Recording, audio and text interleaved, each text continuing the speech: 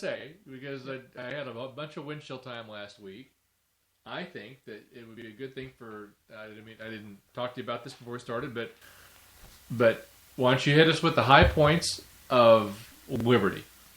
The high points of liberty. The high points of the fundamentals of liberty, and I was thinking maybe before we start talking about all that we're going to talk about and from where you are coming, your perspective on things, maybe we should lay out to folks what those things are. I know we've talked to our audience about it a million times, but if somebody's new, what are they? You own you.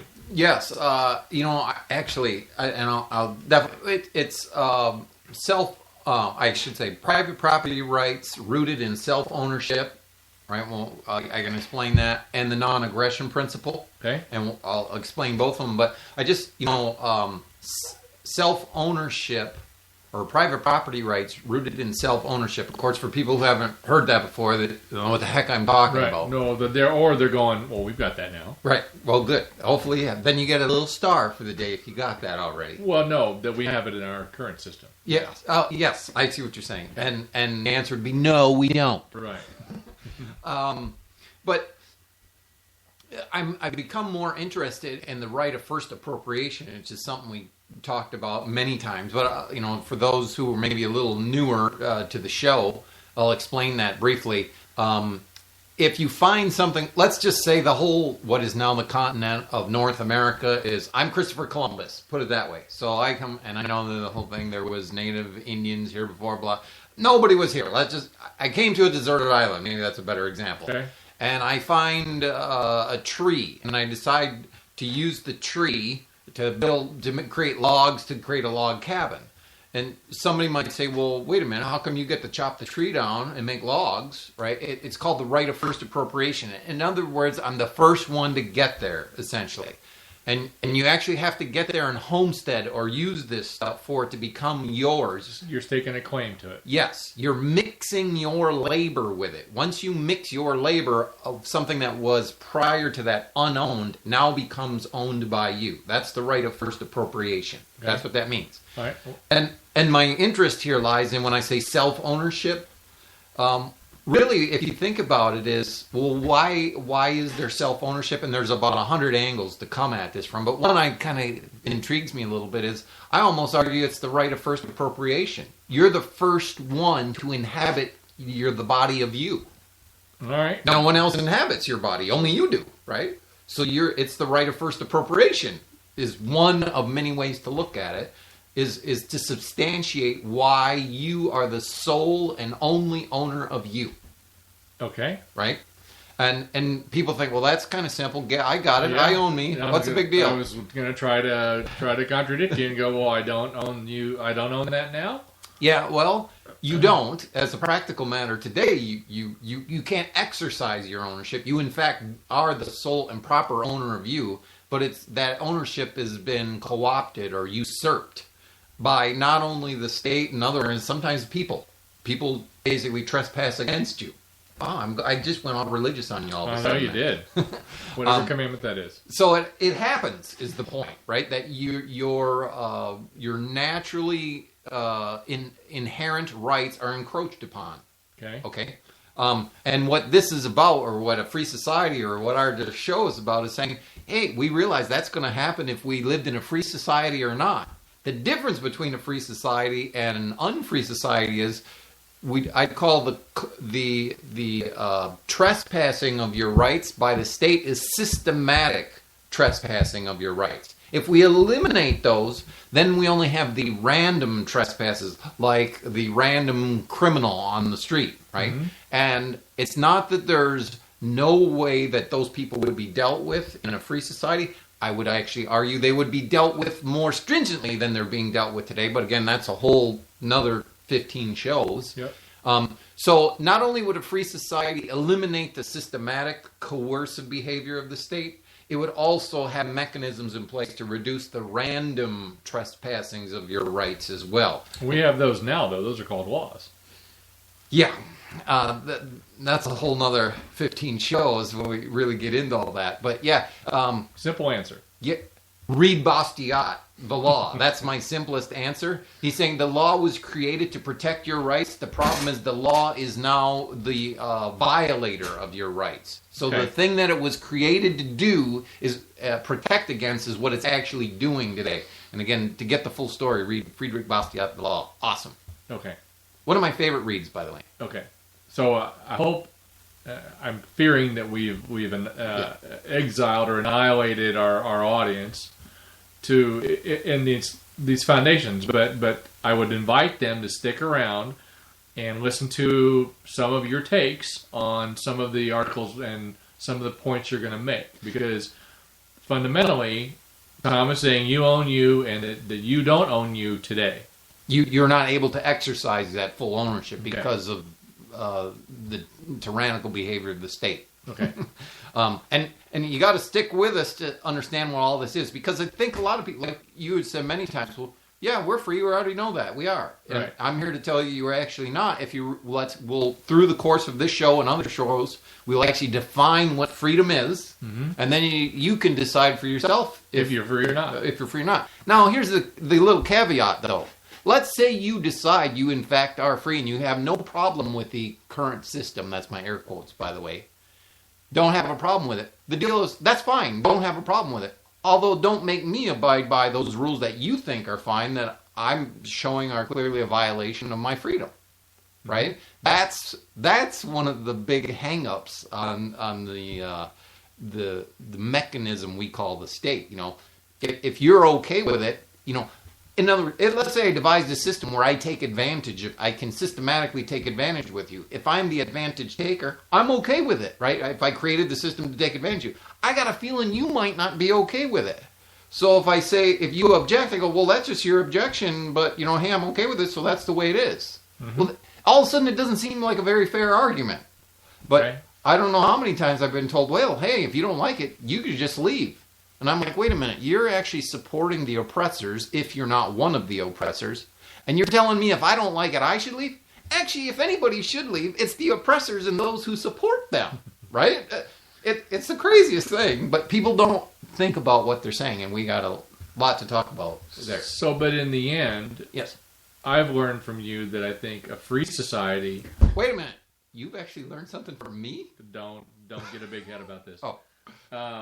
That it is that you would be more free to exercise all of your feelings, your religion, your beliefs, your anything you want to exercise in a freer society than today. And we're going to talk about, one of them we're going to talk about is the Hobby Lobby case, where religion has come into play with the Supreme Court and what have you. We'll talk about that a lot and several other things. Absolutely. Well, we kind of shot right out of the gate into heavy duty. We did. Which is cool. I didn't mean to throw you a curveball. No. I know people are going to listen to this and they're going to go, well, I wonder why he really feels that way. On what basis he feels that way? Yes, and I would first make the argument it is not my feeling. This is a logical progression from self-ownership, and I can even substantiate self-ownership, and I'll do it the real quick and dirty way. And I think it's Hans Hermann Hoppe maybe is the best at doing this. If I say, Brad, you own you. If you were to say to me, no, I don't, you're actually expressing self-ownership. Otherwise, how could you say that? Did somebody make you say that? No, you came up with that answer on your own, right? Which means you'd have to be an owner of you in order to do that. Mm-hmm. In other words, you're in a performative contradiction. In other words, you cannot deny that you're the owner of yourself without contradicting yourself, which means you do own yourself, right? It's. I'll give you a little simpler one that people maybe struggle with. Hoppe also has the argumentation axiom, which basically, if I say to you, Brad, you can argue. If you think you can't, you can say, no, I can't. You're actually arguing, right? With me saying, no, I can't. So you just proved you can argue by saying, no, I can't, right? That's why it's axiomatic. There's a whole long story about that. But so that's where this is built, is my point. This is not, well, I just think you should be you're a self-owner. Okay. And it's not my feeling, it's not what I came up with, it's none of this stuff. I'm saying it's rooted, it's inherent in nature. In other words, you can not like gravity, you can say it doesn't exist, You can say it doesn't work the way maybe the majority of the scientific community believes it works. You can do all. You can say it all. It doesn't matter. The problem is gravity works on you regardless, right? Okay. And I'm saying the same thing happens here with your natural rights. You have them. This man-made system has usurped them in part. Mm-hmm. Okay, so that's where the rub always happens. If I tell you copper has an inherent nature to it, right? It looks, like, poor description, like a penny, right? That's how descriptive it is. And it's distinct from gold, from silver, from platinum. Mm-hmm. I'm telling you, man has a nature. And now people start jumping off the ship because they're like, hey, but it all can be described differently. I'm telling you, it's in there. Just like gravity is part of nature. It has its own characteristics. Mm-hmm. So does man's nature is the same thing. That's what where this all kind of comes from. It's a long, big story, but okay. So Tom doesn't believe in aggressing against others or you being aggressed against. Yes, great second point. That's the thing on the non-aggression principle. Yes. So okay, you own you, right? Well, I'll try to keep it as simple as I can. Therefore, if I took out a scissors and cut off your arm, people say, well, you hurt me. Well, I wouldn't deny that there's pain involved. But for the frame of reference of a free society, that's really not the issue. The issue is I actually stole from you. You owned your arm, and I took it with you. I'm assuming without your consent. I'm assuming you didn't say, Tom, go ahead and take the scissors, cut my arm off. Right? So what happened there? Actually, I aggressed against you. Why? What did I do? I violated your property right. Mm-hmm. That's called aggression. That's the use of force against an innocent. Now, if you cut my arm off yesterday and stuck it on your shoulder, and now I'm today cutting it off, and everybody listening to the show witnesses that, they may not realize that that's actually my arm that I'm taking back off of your shoulder, right? And so I'm actually not stealing. I'm repossessing my property. Mm-hmm. Okay, so just because what you appear to see as, oh, Tom's taking Brad's tie, you may have stolen my tie yesterday, and that's actually, I might be the rightful owner of the tie. So don't be confused of what you see in a snapshot. You might have to understand a little bit of context to determine whether I'm violating your right or not. Right? Okay. And context is something we talk about in the show a whole lot. Go ahead, you had a question.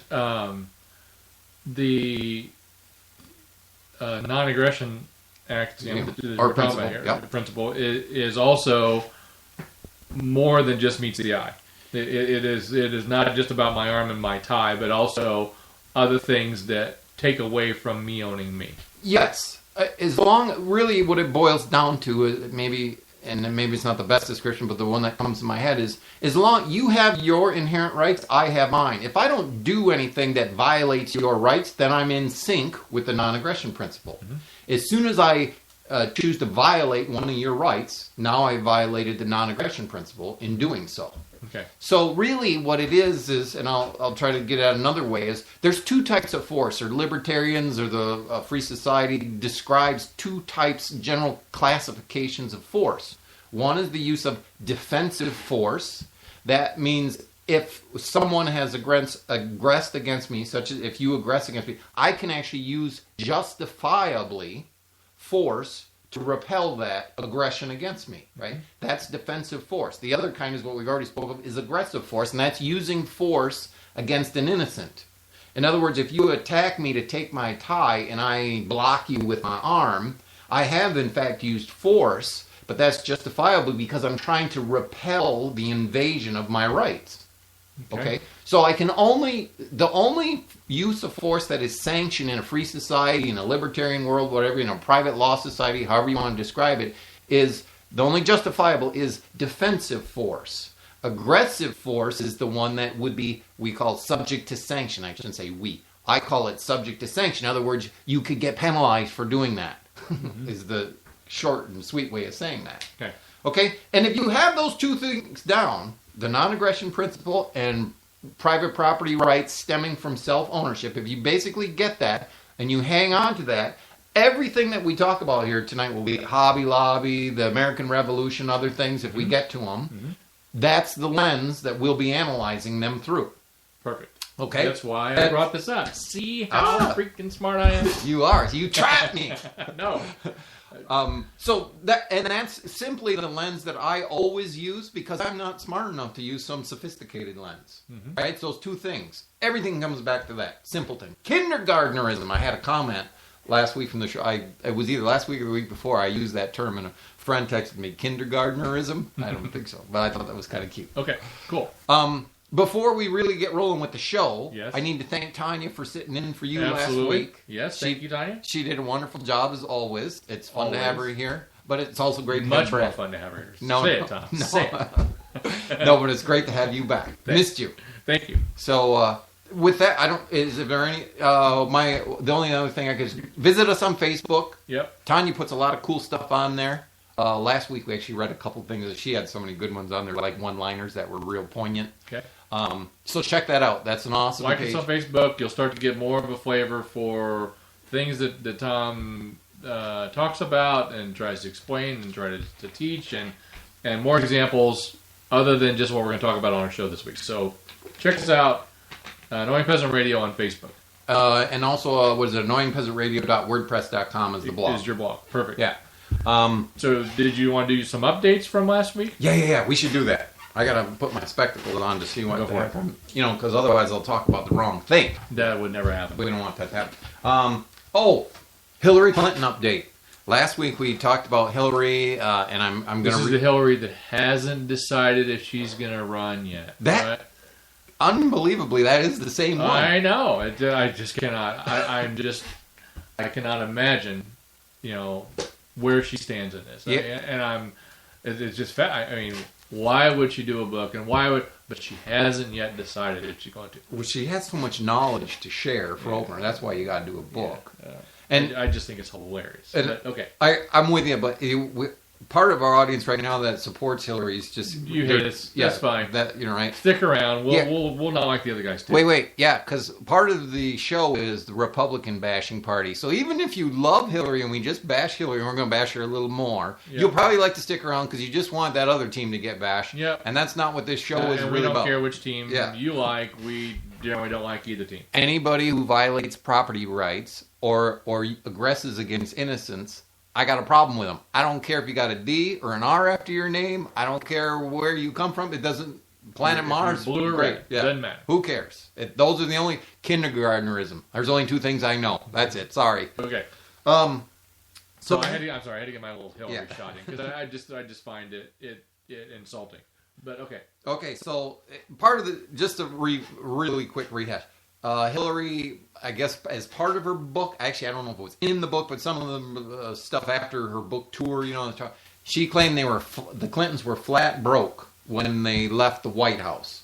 Even Rahm Emanuel from Chicago, the mayor, had her for a book tour, or I don't know if you technically call it a book tour, but she was there visiting right after her book was released, and she said, he questioned her, really flat broke? And she's like, well, maybe that was not an unartistic choice of words, I think was the adjective she used. Which I think is pretty artistic that she used it that way. Or autistic. I don't know. Whatever. Anyway. What's that mean? I don't know. I thought it made me sound smart for a second there. Okay. A fleeting moment. Anyway, so she got questioned on that whole deal. And apparently, then the deal came up that Bill has raised between $100 million and $200 million in speaking fees himself. Hillary had the $8 million upfront deal on the book, and who knows? I got a feeling she makes more than minimum wage at her regular day job, whatever that is. I'm not even sure what it is. Besides, I don't know what the Secretary of State paid, but decent money, I'm guessing. I'm sure did. And did she get a retirement program on that? I don't know. Probably so. I don't know how long you got to be in that kind of position. I think Bill makes a couple bucks in retirement too. Does all right with that. He did that president gig a while back. Yeah, right. Anyway, so there's a couple dollars rolling in. But they were flat broke. Yeah. So the latest flap is, it's always for the children. We're trying to help people and all that stuff. Hillary's got a gig at UNLV, University of Nevada, Las Vegas, for a students group, and now the students are balking because Hillary says she wants a cool $225K. What is she going to speak? An hour? Mm-hmm. I mean, that's a good hourly rate. It costs money to get to Vegas. See, that's how regular folk make a hard-earned living. Right. I constantly have offers. I just turn them down because I'm kind of above money. Mm-hmm. But $225,000 an hour. I think, once in a while I could stoop to that level, maybe. Sure. But I just thought it was a little comical. And again, all you Hillary fans, all right, hang on. But it's hypocrisy, is what you're saying. Yes, that's the whole point. Thank you. See, there's the bow on the top there. Yeah, he curled the ends. That was beautiful. I'll go back to what I said about I don't know if I'm going to run yet or not. It's insulting. Sorry. All part of the game. She's going to run. Yes. All right, let's move on. All right. One of the things we talked about last week was Iraq. The whole, ISIS, whatever, Islamic State of Syria and Iraq or whatever, right? And then they changed their name, Islamic State of Syria and the Levant, or in Levant or something, or Levant, I don't know how you pronounce it. And now there's word that it's just the Islamic State. Okay, and this is, I'm totally cool with, some people get bent out of shape because, they're these fellows, terrorists. I don't know how to describe these guys properly. Use your own words, okay? But the concern is that they're trying to erase the border a bit between Iraq and Syria. Mm-hmm. And first of all, I don't know why this is so troublesome for people. Borders have been moving throughout the eons, right? They always move. I mean, okay, it's a little like a glacier. In my lifetime, I don't really see it move a whole lot. But the point is, we know it's moving. Yeah. So first of all, what's the really big deal? And second one, I'd say, wait a minute, if some people got together and they want to basically secede and create their own little autonomous unit, I hate to use the word state, at least at this point, why not? Okay. I don't get it. So 10,000 people from the United States secede and say we're the United States too. Okay, cool, whatever you want to. But my only question would be, wait a minute, why wouldn't, half of those people secede from the U.S. 2 and create the U.S. 3? And then I would encourage half of those guys to secede. In other words, the point is everyone should secede individually, right? So the smaller the group down the individual is where a free society rests. So I'm saying keep going, okay? Mm-hmm. So from that standpoint, there's really no problem with people wanting to create their own country, their own neighborhood, their own subdivision, mm-hmm. right? So they're just narrowing it down. That part is okay. And before everybody falls off their chair, I'm not supporting killing people because we're going to get to that. But I'm just saying the notion of people essentially seceding, there's no violation of property rights. There's no violation of the non-aggression principle. Okay. So there's no problem. Okay? As long as everybody's doing this in association voluntarily. Okay. Right? Now, the little deal that I find funny about this is, first of all, a lot of people are up in arms about the Islamic faith and they associate the terrorists with them. And to be sure, apparently, I'm just going by news reports, that there's a lot of guys who, in the U.S., we call terrorists that are of the Islamic religion. I get that. I've heard it. I've seen it, right? Mm-hmm. But I think to make that complete link, I think is probably taking a bit of a leap. And again, I'm no expert on the religion, so I can't tell you if that's all part of their doctrine. Everybody can argue about that later. But it just seems like this whole thing is in a religious or Islamic wrapper to me. Because I think I got this from The Blaze, Glenn Beck's whole, empire, I guess is a better word to say it. So we were talking about last week that these guys, and again, forgive me, I think they're Sunnis. I may have that wrong. I think maybe they're Shias. I can never keep those two groups straight. Anyway, they were taking over a whole bunch of land, and now they've declared their own state there. We talked about kind of the mess of the U.S. being involved in creating all kinds of problems. But anyway, so the guy who's the leader, I believe he would actually call himself now a caliph. His name is Abdul, I think it's Bakr al-Baghdadi. Okay? He's an Iraqi-born guy. I don't think he's all that old, so he probably was well subjected to the Iraq War, mm-hmm. and where he was, what mm-hmm. What his position was. I have none of that. Don't know that, but I'm saying he had to have been affected in some way, sort of serious. He proclaimed these captured lands an Islamic state, and if I'm pronouncing this incorrectly, I apologize. I believe a caliphate, and he pronounced himself the caliph, which is he's saying, hey, this is basically my country, is what he's saying, right? And he says that all Muslims around the world should pledge their allegiance to him. Okay, now a lot of people see that as an Islamic thing, and maybe it is, and again, I'm no expert on the Islamic faith, but it sounds like a state to me, right? Okay.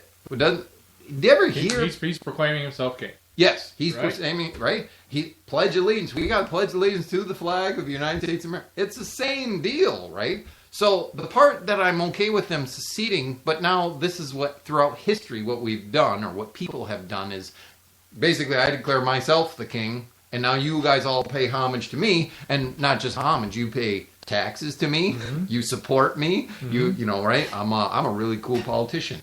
And maybe I, in turn, bequeath you certain things. Well, to my really good supporters, I turn around and do them favors, because I want to encourage them to continue to support me. And those that don't support me, wackaroozy. Yep. Yeah. Okay. You know, you either get a really crappy job or, you know, off with the head kind of deal. Right. Or somewhere in between there. Okay. Right, depending on how nice I am. So if you make yourself king, you're the deal. Yeah. Okay. Okay, so that's my point. What this appears to me, again, if this report that I read on the Blaze is accurate, I can't vouch for the accuracy of this. I can't vouch for the information on the ground. I'm not there.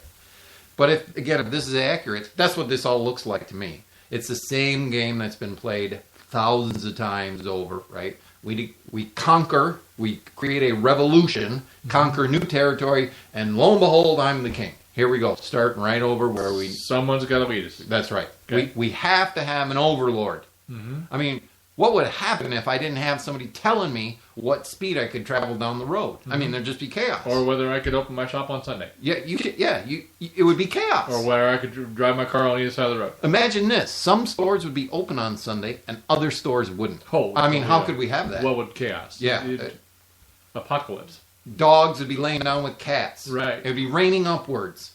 I mean... Okay, we're being really facetious about it, but what's your point in all this? You didn't have any problem with him changing the boundaries if there are people going along with this cohesively, right? Voluntarily, sorry. Right, as long as you say, sure, I don't care, draw the border over there, and the property owner there says, yeah, you could draw it right on the side of my... Cool. Okay. Right? I don't have a problem with voluntary cooperation. Okay. I don't care if you want to be married to a rat. Fantastic. As long as the rat says I do, or I don't know what a rat... Does the rat actually doesn't say anything. Squeals. I think they wiggle their tail or something. Right? So, as long as it's voluntary, it's okie dokie.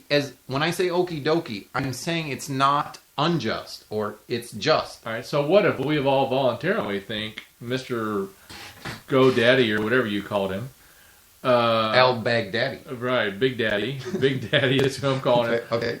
What if we all think that he's the cheese too? What if we voluntarily say, hey, Big Daddy, you run the show?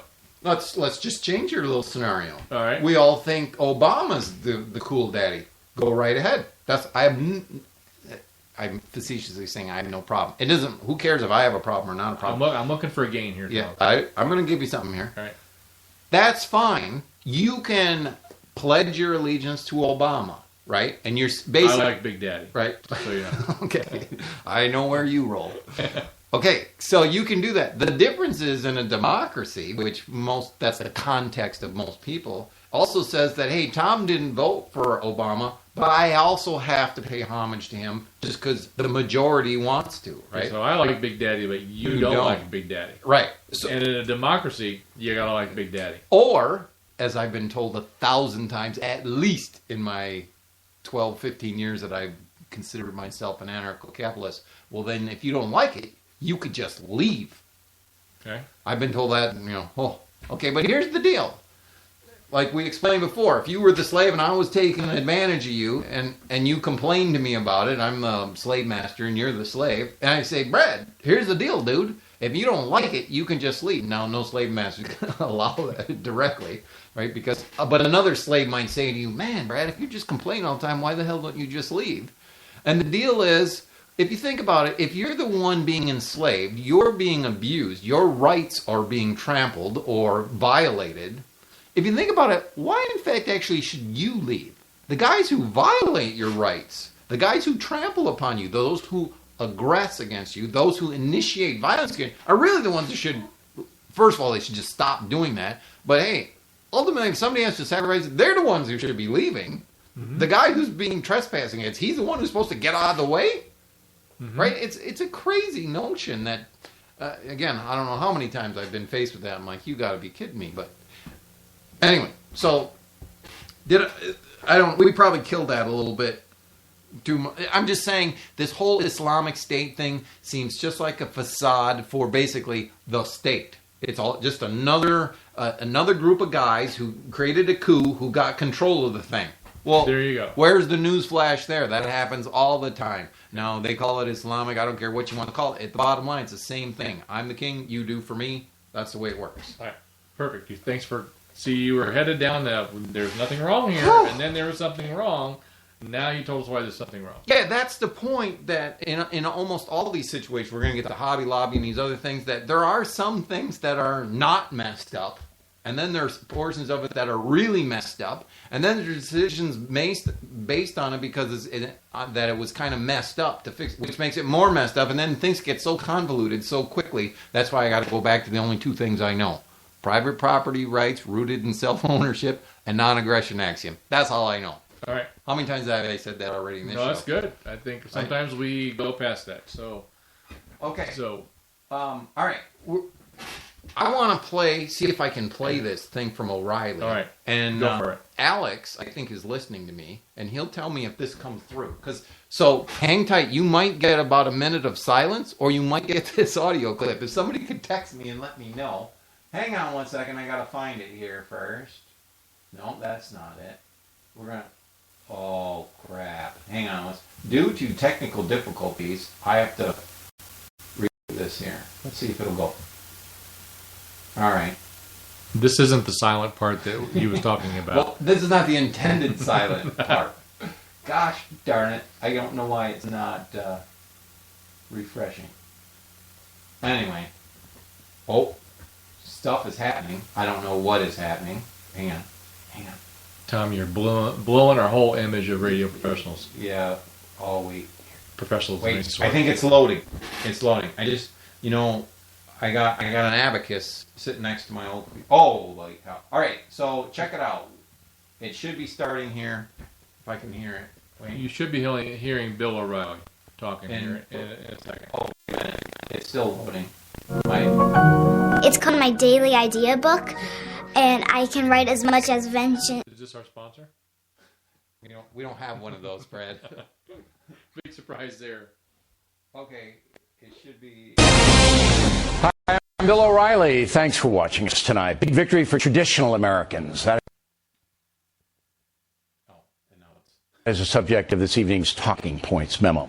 Today, the Supreme Court ruled 5-4 that the federal government cannot force small corporations to buy controversial birth control devices for their employees. The so-called Hobby Lobby case pitted liberal America against traditional religious America. The Obama administration wants all corporations to fund things like the morning after pill, which many religious Americans believe is an abortion-inducing medication. By the way, the national media did not report that. They continue to say the Hobby Lobby case is about birth control per se, which it is absolutely not. Anyway, the very disturbing part of the Supreme Court's opinion is that the 4 liberal justices apparently believe that American taxpayers should fund abortions. Ruth Bader Ginsburg, Elena Kagan, Sonia Sotomayor, Stephen Breyer voted to uphold the federal mandate. That's hard to believe because religious freedom is a hallmark of the Constitution. If you sincerely believe that abortion is morally wrong, you have a right to opt out.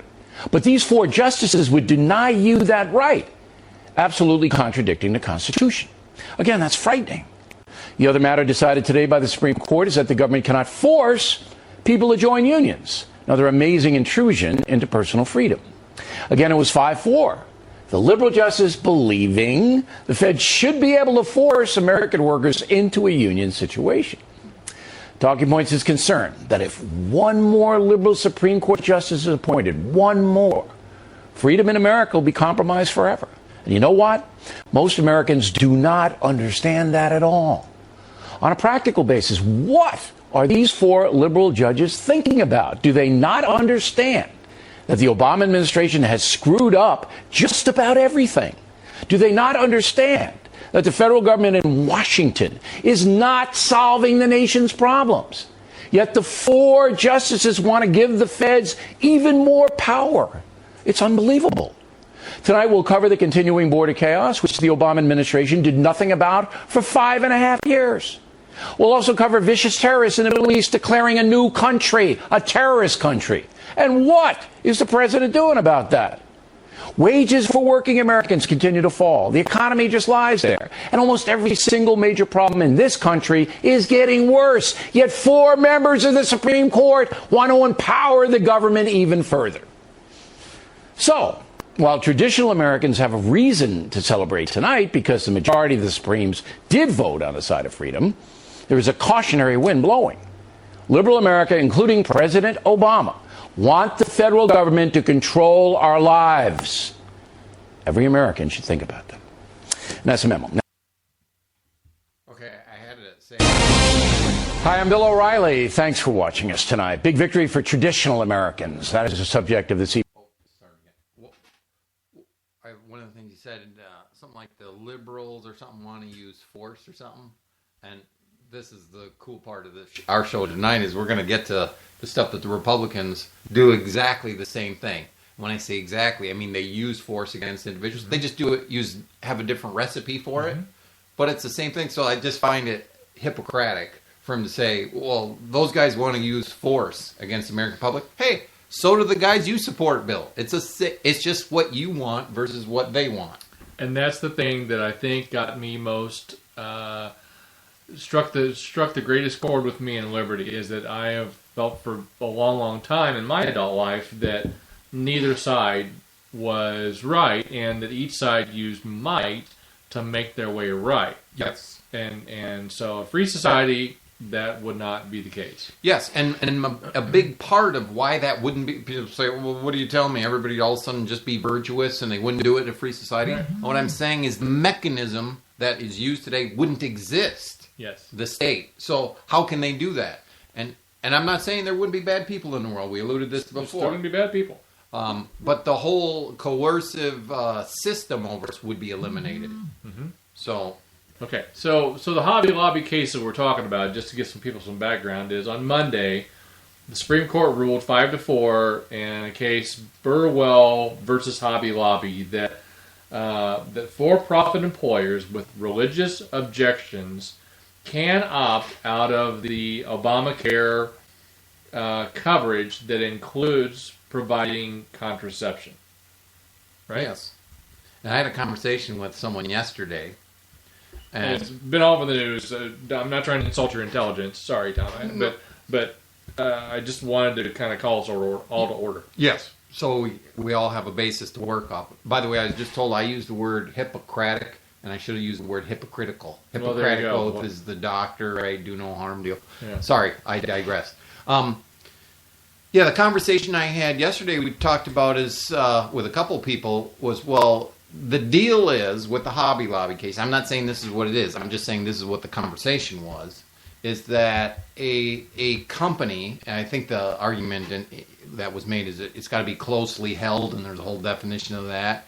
If their religious beliefs are opposed to something, the government can't force them to do that. And I think we get the critical element quickly about a free private law society is, wait a minute, so if I have religious beliefs, then I can opt out of certain requirements. I'm paraphrasing, but that's basically the deal here. Okay, so if you're violating my property right, and say the state is actually doing that, but it's not part of my religion, I don't believe this as religion, apparently, then I can't opt out. Right? I think it's a crazy notion. Why does it have to be based on religious beliefs? Right? And this is a thing that people also struggle with, and it's, I guess, provocative, so that's why I got to say it. So, just let me say, you're taking away all the thunder that Bill talked about. Yes. How dare you, Tom? Yes. And we talked about this before the show a little bit. He sees, and I'm going to do the best I can in describing it. He sees this as traditional religious Americans versus the secular progressives, he calls them. Which right. That part stood out to me, his categorization of and his interpretation, whatever that is. I don't know that anybody would consider themselves a traditional or religious American or whatever. He's seeing this as a great victory for them. Yes. There's so many facets to this story that we could probably go on all day. I mean, it's made huge news. It's lit up my Facebook page as far as people and they're happy for it. They're not happy for it. They're annoyed. They're feeling violated. What have you? Right, and I understand all that, and that's great. And obviously, everyone is entitled to their own feelings and their own reaction to the decision and to what's going to happen going forward. That's fine. Again, and they're making those stands and those opinions and sharing those based on the current system.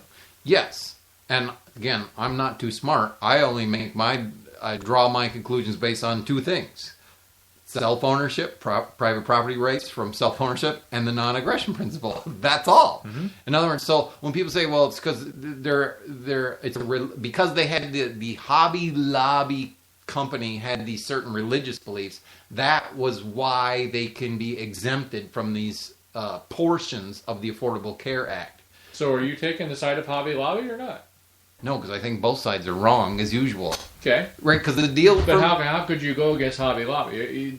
They ought to be entitled... Why would you not take the stand of...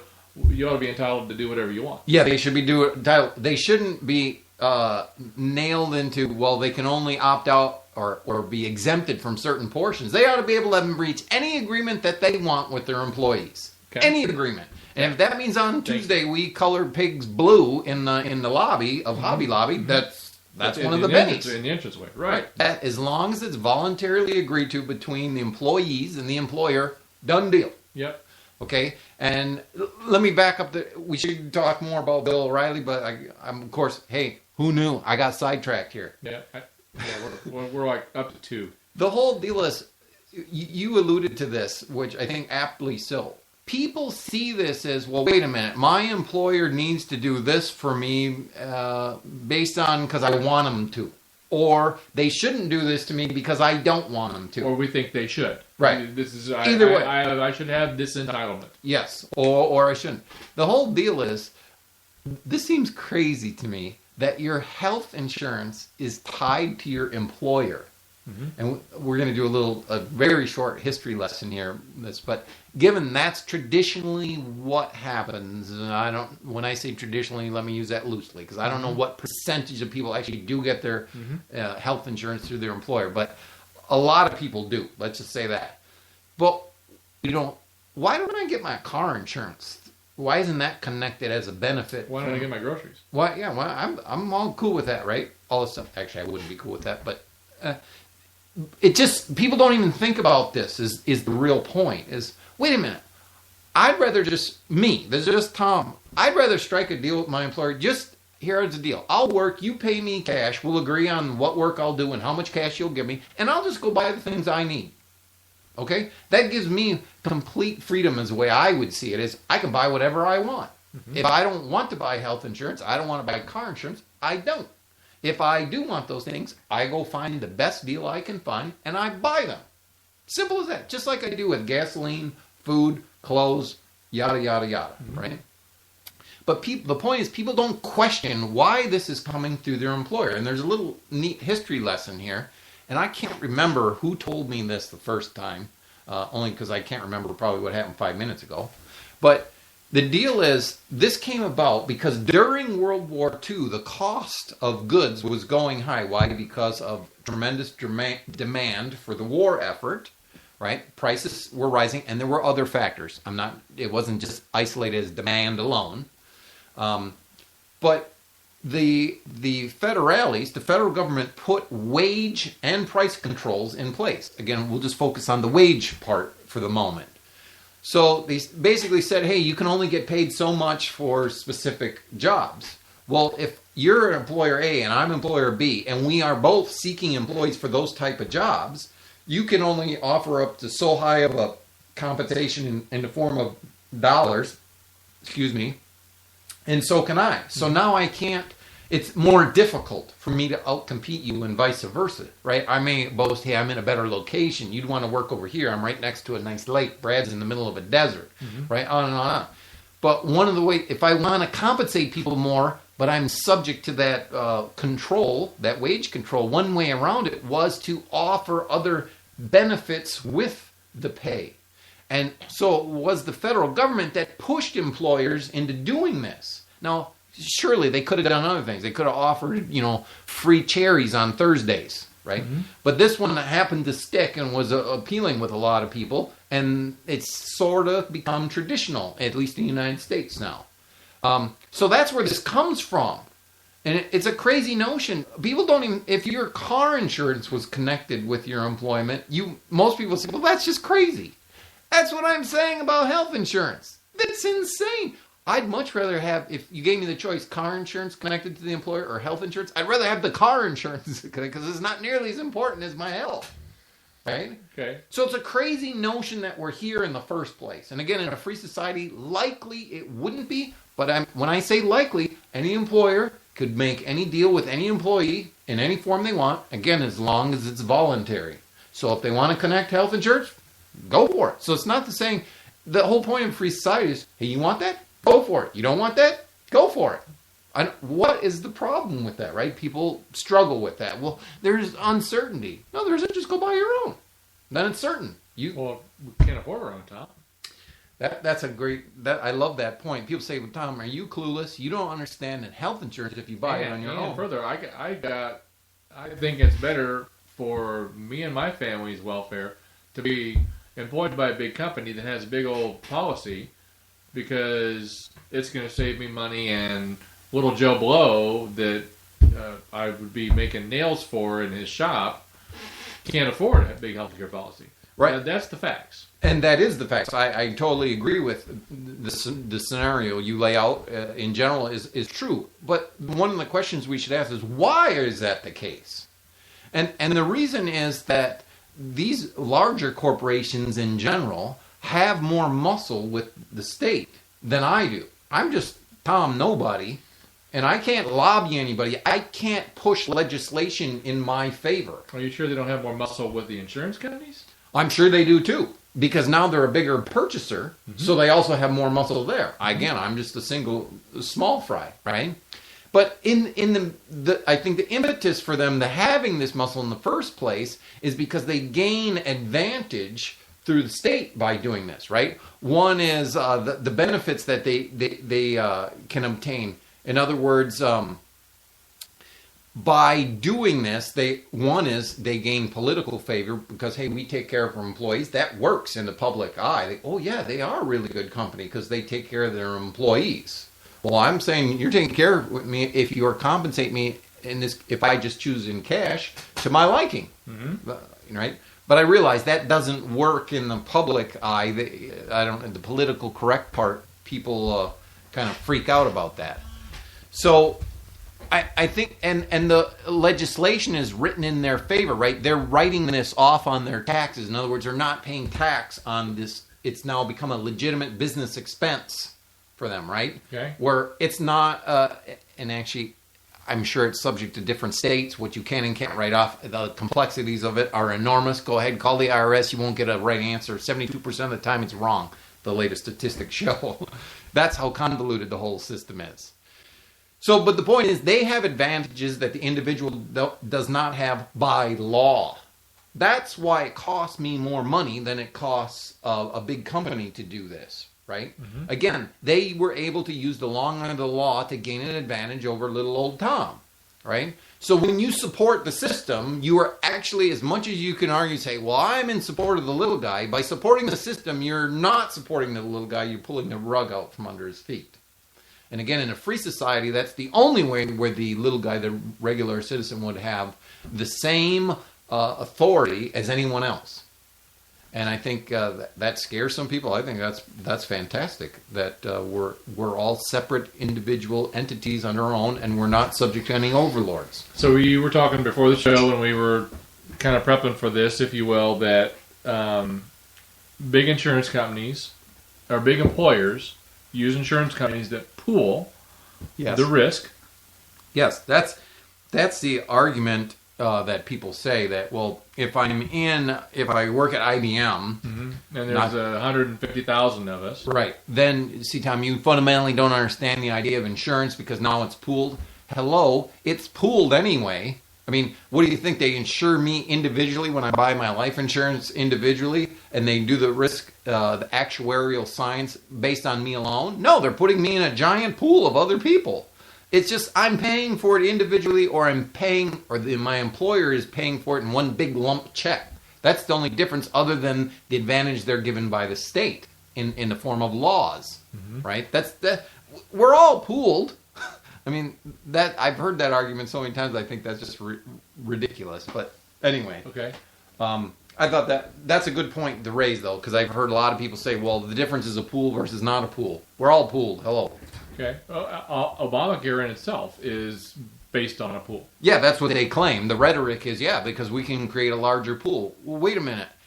If there's 30 million people insured, say, by one insurance company today, and we all buy individual policies, we're not pooled? But if we all buy them together in one big policy, then we're pooled? If the same company insures us, they have the exact same risk.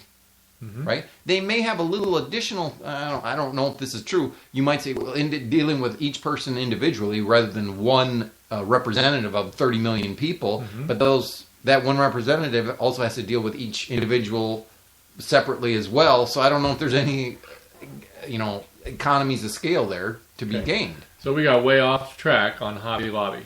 Yes. Did you get your point across on Hobby Lobby and the Supreme Court ruling and your position? Yeah, the first notion is, why is this connected to the employer in the first place? If it wasn't, this whole thing wouldn't have come up, right? Because if it's not connected to the employer, why would Hobby Lobby be going to the Supreme Court? Would the second thing be, why is the government involved in this? Yes. Or the first thing was, why is the government involved Good in point. this? Yes, Okay. that's one, and this is two, right? And why are they involved? Because they can exert authority. That's what the state does. It exerts authority, and it confiscates your wealth. That's that's its modus operandi, right? Okay. And most people cannot see that. They say, no, they don't, Tom. They build bridges. They do these things for us. Just calm down and take in some context, and you will see that's actually not the case. That's a facade to make it look like they're doing some stuff. And they do some stuff. The whole argument is it would be much more efficient and effective if we were in a free society. Okay. Any other comments about Mr. O'Reilly's comments? Yeah. I'm going to go down my real short list here. For it. The thing, O'Reilly, says basically the case is pitted liberal America against what does he call them? Traditional religious Americans. Yeah, right. So he sees that there's two sides. Them and us. Yeah, there's the them and us, and depending on who them you are, and makes that's you right. up, right? It's a crazy notion, and in the free society, everyone's an individual, so there's no lumping. There's no them, there's no us. Right. One of the things he cited was a problem was the liberal judges, and I think the overarching point on his little talking points thing on the Hobby Lobby thing was it was a stern warning to America. If there was one more liberal judge, we're forever going to lose our freedoms. Hello, that's what's been happening this whole time. It's just that since there's 5 more or less conservatives, I don't know if that's the right, and 4 more or less liberals, as most people see, and O'Reilly's with the 5. He's like, okay, if you get one more of those other dudes, then things are going to be really bad. Right, my team can win now. Yes, and if it switches, then my team's things are going to hell. Lose. Right, and then it'll be bad. Right. Well, but again, the lens for me is: wait a minute, are we upholding private property rights? Are we enforcing the non-aggression principle? That's the only thing. I don't care if you're in O'Reilly's A or B team, or you got a D or an R after. Those things don't matter. It's only those two things that I put forward. Let's see. What is it? He says his words were something like, "America, the USA will be in a position where freedom will be compromised forever if those bad guys gain control." And again, my argument is, why have the control mechanism in the first place? Right? That he's not there. He says, here's the deal: if you have a moral objection to abortion, you should not be forced to be in the Affordable Care Act, or at least you should be exempted from those certain portions. okay, if you have a moral objection. Well, what if I have a moral objection to the state stealing from me? Well, should I be exempted from that then? And by the way, I do think I should. But I know the rest of you, a lot of you wouldn't like that because, wait a minute, if Tom's not forced to pay for an educational system that he's not using, then it's going to cost me more. So it's just a way of a lot of people stealing from others to get what they want. Are you saying that our educational system and the way we finance it is pooled? Oh, God. We can't go there. Back to Hobby Lobby and Bill O'Reilly. But, yes. So he says you should not be forced to be in the Affordable Care Act or be exempted from those. And my point is, what about other objections based on morality? And my morality comes from in a system of justice, private property rights rooted in self-ownership, right? Mm-hmm. So whenever you violate my property rights, then there's trouble. If you don't, doesn't matter. It doesn't affect justice. It's still just if you don't violate anyone's property rights. And, people commonly refer to the U.S. government as the system of justice. Mm-hmm. I'm arguing it's a system of injustice. Bastiat. Remember that? We got to read that. Okay. The next thing was the health insurance that I read now. Why is it supplied by employers? And again, that was pushed by the federal government during World War II. We already mentioned that. That's a legacy from wage controls, and which was largely the reason we're here again is the interference of the federal government, which I just call the state. So that's kind of all I kind of had on a right, other than he really had a good time about bashing Obama. Mm-hmm. And I could see the Obama supporters. I know he said something about immigration or borders that Obama's not doing. But hey, back up. What about the previous 2, 3, 4 presidents, whatever it's been? They didn't do anything on it either. And maybe O'Reilly would say, well, I would bash them too now. Well, so it's just a team deal is how I see it. He's not on my team. I don't like him. I'm going to point out all the things I don't like. And I guess that's the thing that I heard resoundingly that had opened me up to liberty so much, and that's the great conflict, the great divide, the great them against us that is happening in America over every single issue, tit for tat, all the time. And the Supreme Court, that is supposedly the highest court in the land and the most non-biased, whatever you want to say that it's supposed to be, it's not. It's segmented just like the rest of us. Right. But the notion that these 9 people should determine for me how my agreement with my employer is arranged is crazy. Mm-hmm. I don't even know these people. I mean, I bet you if you put me under a microscope real quick and said name all 9 of them, I couldn't, right? So I don't even know them, but they're determining what my what my relationship with my employer is, and often my morals. Right, they're making a moral decision in a lot of cases, telling you how it's going to be. Right, what my morals should be. Right, or are allowed to be. You will live by this code, or get out. Right, that's crazy. I don't right. I don't know how people find that so acceptable and actually, and I understand the standard of living in the United States is fairly high. Bald eagle just going by. Anyway, is fairly high, and that's why people tend. I think this is the aside from Tom. People identify the economy, their standard of living with the state, and so they think the United States is great because I'm making a good living. Right, that we have greater opportunity, more freedoms, if you will, and we have freedoms. I would argue we have greater opportunity, but not because of the state. And in fact, we would have more opportunity if the state didn't exist. What we have it is due to voluntary association. Essentially, I'm saying because of the free market. And I know people can make the argument, well, we really don't have a free market in almost any field anymore, and that's getting truer by the day, but it's still that voluntary association of you and an employer, other employers getting together that create wealth in this country. That's why you have a higher standard of living, not because wealth is confiscated from you and used in ways that you wouldn't do on your own. Okay. Okay. So how are we doing on time, and where are we going to go from here? I don't know where we're going from here. I gotta switch back here and say, I gotta go right here. So, We're good. Yeah, we have a little bit of time. Okay. Let's do for fun. We got to do the incoherency of the conservatives or the Republicans. Well, I got to get to. There was an article by Lawrence Vance where I think you posted this on Facebook, did you not? I did. Okay. But of course, right here when it's showtime, then I have trouble finding what I should. Is it here? No. I know it's here. That's the Hillary story. Yes. You gotta be kidding me.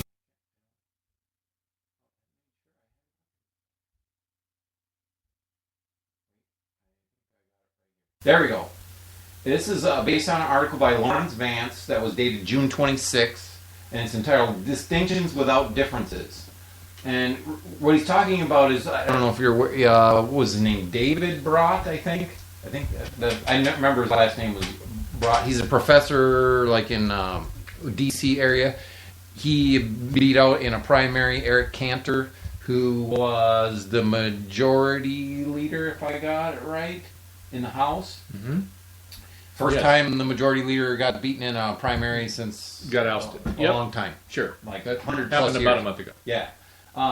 And Lawrence Vance is commenting about basically how after his defeat, Cantor was on like Meet the Press or some Sunday news talk show, and they were saying, "Hey, are you going to vote for Brat in the election?" And he said, "Yes, because I'm all for conservative principles, and I want the party to maintain control." They openly say we want the party to have control. It's like, really, think about this, people. You want people to control you? As soon as I hear that, I'm like, I'm out. I don't want any part of this. It crystallizes the them against us that I so despise. Yes. It's as long as it's us making the rules, things are going to be fine. But if it's them making the rules, it's going to go to hell. And the point of this article by Lawrence Vance is distinctions without a difference is that, what we alluded to in the O'Reilly thing is, what's the difference? Both sides support the use of aggressive force against innocence, which is redundant. The use of force against innocence, which is aggression, right? Mm-hmm. And he says, hey, there's a multitude of issues, but he lays out these 10 issues, and I thought it would be fun to just kind of go through them sort of quickly. And I think because they really hit the heart of the issue. And so he says, consider just these 10 issues. Education. Republicans may criticize education policies such as Common Core curriculum and even No Child Left Behind. Of course, that's significant because that was a Bush thing, another guy with an R after his name. But they have no philosophical objection to federal regulation, oversight, or funding of education, student loans, and school lunch programs. Because all those are examples of the use of force against innocence, right? If you have no children, and so they never went through the public school because you still had to pay for the public school, right? And I know the common argument, well, wait a minute, I don't mind paying for it because I feel like I benefit because we have a better educated society. That's fine. If you don't have an objection to it, then don't object. But the point is, if someone didn't have kids and they did have an objection, they're compelled to pay. What they're doing is subsidizing my kids' education. That's why I would be for it, because I want you to have to pay for my kids, which reduces my cost. Like about 70% of my neighbors. There you go. So what he's pointing out here is, again, it's the use, both sides, the D's and the R's. And me, too. Support. I don't have any kids in school. Right. They support the use of force. This is the Republican bashing, right? The welfare state. Most people see the Republicans are, they at least seek to reduce the welfare state, where Democrats want to increase it. I'm just saying that's how it's perceived by most people. But he goes on to say the welfare state. Republicans are welfare statists just like the Democrats. They continually vote to fund welfare programs such as food stamps, WIC, Head Start, I don't even know what TANF is, and Section 8 housing vouchers. Republicans have no philosophical objection to the federal government maintaining a safety net or fighting poverty by transferring wealth from one American to another. Basically, that's what public education is. You're transferring wealth from people who don't have kids in the schools to pay for them, right? You're paying for my kids. That's a wealth transfer, right? It's the use of force against an innocent. And that's obviously that's going to be the theme here for all 10 of them. But I really want to point that out, highlight it so people see that clearly. Social Security. And I've heard this 1,000 times. Well, wait a minute. Social Security is not a welfare program. I pay into the thing. And then later when I'm retired, I get it out. No, you don't. That's not what happens. Even I remember Reagan as a kid using the word lockbox. That was the biggest lie ever. There is no lockbox. There is no nothing. It's a deception that you have an account number. That's your Social Security number. You don't have an account. There's no such thing. I get it. They print out your statement every whatever and they send it to you. That is all bull. Otherwise, the money that you actually put in there would get placed somewhere and then it gets returned to you. That's not what happens. Everybody knows that. As soon as you pay in, it goes out to people who are retired right now. Your money, there is no account. It's not sitting in your account. It's gone. And if I keel over before I get to tap into mine, of course I get a big check back. My family does, right? Yeah, sure. Then you get all your money back, right? And that's, again, another true indication that there's no such account. Because if it were like a traditional savings account and you keel over, it's not like your estate doesn't have that account. Right. Your estate owns that thing, right? But that's not what happens in the case of Social Security. Oh, sorry, you didn't get to make any withdrawals. Yeah. Pooling. Yeah, pooling. That's what we call it, right?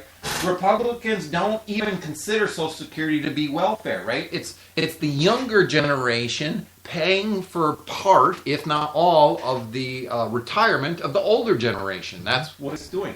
And they openly say this. Well, the problem is we don't have enough young people coming in. That's, by definition, a pyramid scheme.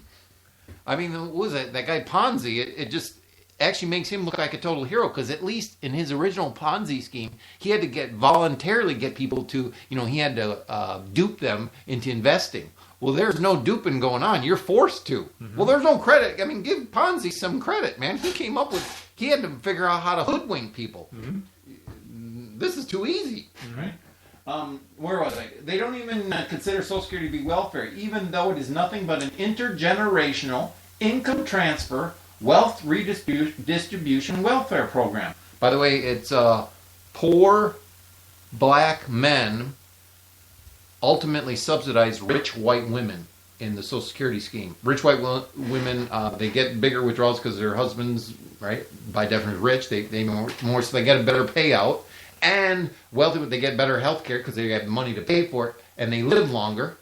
Poor black men don't ever get there, right? They're poor, so they have poorer health care, and they have a shorter life expectancy to begin with, so they get out of the game before they even get any payouts. So in the end, if you look at the thing in the aggregate, the money moves from the poor black men to the rich white women. But all the liberal Democrats love to support this program, although if they just looked at it and go, wait a minute, the money's going from the fellows we claim to be supporting to the people we don't want to get it. Mm-hmm. Right? It doesn't work. Not in practice, it doesn't work. In theory, it's wrong because it's a violation of property rights. Anyway, they have no philosophical objection to the federal government's instituting a retirement, disability, survivorship, and death plan enforcing all Americans to participate in it. It's really not participating, it's just forced. The warfare state. Republicans are above all warfare status. Cutting the bloated defense budget is inconceivable. The thought of closing any overseas military base is unthinkable. Bringing all the troops home is unimaginable. Republicans have no philosophical objection to imposing sanctions on, bombing, invading, occupying, or intervening in any other country. And by the way, I'd add on there, and we specialize this against brown people. That's also from George Carlin. He said that. The national security state. Republicans are the primary defenders of the national security state. After all, they created the Homeland Security Agency, which is a crazy notion. Didn't we have the Department of Defense, which was first called the Department of War, or the War Department, but that sounded too bad, so we created the Department of Defense, right? Right. It was supposed to defend the homeland, right? So why would you start Homeland Security? Well, or if you would, you'd go, well, what was the Department of Defense doing? If they weren't defending, well, right? It's a crazy notion, the stuff that goes on. I'm getting 6. Foreign aid. Republicans express their opposition to foreign aid only selectively, right? They want to use it as a tool to reward the countries, the leaders, their buds that they want, and pull it from the guys they don't cooperate with and don't like them, right? So they don't actually have an objection to foreign aid. They just have an objection a lot of times with the Democrats because they want to use it to feed different guys. Mm-hmm. And one of my personal favorites is 7, the drug war. Republicans are ardent drug warriors. They may talk about individual liberty, free markets, and private property, which they do, which the Democrats use the same rhetoric, but they believe in nothing of the kind when it comes to drugs. And although they may occasionally give lip service to medical marijuana and the 10th Amendment, Republicans have no philosophical objection to the FDA, DEA, or the federal government's regulating or prohibiting certain substances. We could do a whole show on the FDA, DEA. We talked about the drug war before.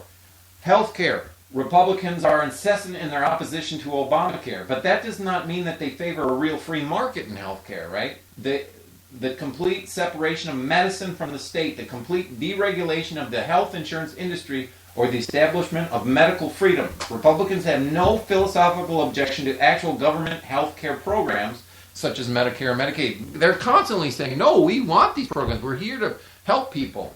Well, you're not helping people. I get it. The guy who's on the receiving end perceives that he's being helped, but he's actually being hurt, especially in the long term. Freedom of speech. That's number 9. Republicans tout the Citizens United case as a victory for free speech, which was the campaign finance deal. Campaign financing has nothing to do with speech. But when it comes to actual speech, Republicans have no philosophical objection to the government's regulating speech by means of the free speech zones that were instituted during the Bush administration. I'm largely ignorant on that one. 10. Government spending. Republicans had this is a good one too. Republicans had absolute control of the government for more than 4 years under the presidency of Bush, yet during his administration, the government spending skyrocketed, the national debt almost doubled, and the federal deficit exceeded $1 trillion for the first time. The most recent Republican budget, which was opposed by only 12 Republicans in the Republican-controlled House, proposes to increase spending and increase the debt. Republicans have no philosophical objection to spending billions of taxpayer dollars on thousands of departments, agencies, grants, and programs that are not warranted by the Constitution. Or not, I didn't say that correctly. But the other thing about this spending is, theoretically, future generations are going to have to pay it back. So this is a really good scheme. I really like this. See, we're going to spend money that people who are yet unborn are going to be obligated to pay back.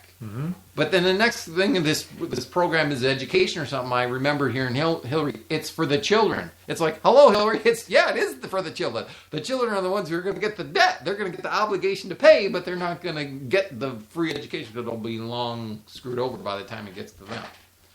So anyways, I know that was really quick on Bush, on the Republicans, and of course, we're not going to get to the Gary North thing, but I'd encourage everyone to read that one. I think we can do that next week. Yes, because we'll still be close to the 4th. I thought it was apropos. It was entitled "The American Revolution Was a Mistake." Okay. Interesting, his analysis there. I always like him. He's always very provocative. I enjoy him. And then he had another article that filtered into that.